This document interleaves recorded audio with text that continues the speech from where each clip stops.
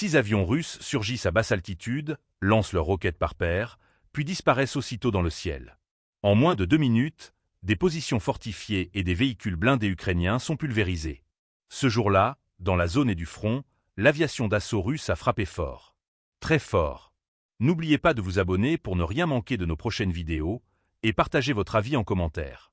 Le retour en force de l'aviation d'assaut russe pourrait-il modifier la dynamique du conflit?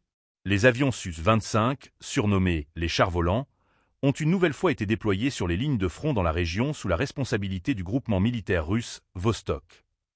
Selon les informations officielles publiées par le ministère russe de la Défense, ces frappes ont permis la destruction de plusieurs concentrations de troupes ukrainiennes ainsi que de véhicules blindés.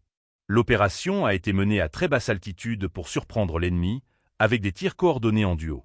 Une fois les objectifs atteints, les pilotes ont immédiatement engagé des manœuvres d'évasion, libérant de leurs thermiques pour éviter les missiles solaires avant de regagner leur base. Le pilote identifié par son indicatif radio, Storm, a confirmé que les frappes ont visé des cibles bien précises et que chaque mission avait été exécutée selon les plans. Nous avons déjà effectué 2 sorties aujourd'hui. Aucune menace de l'ennemi ne nous impressionne. Nous frappons depuis toutes les directions. Notre groupe agit avec cohérence et tous les objectifs assignés sont atteints, a-t-il affirmé. Un discours à la fois confiant et déterminé, soulignant une volonté offensive affirmée.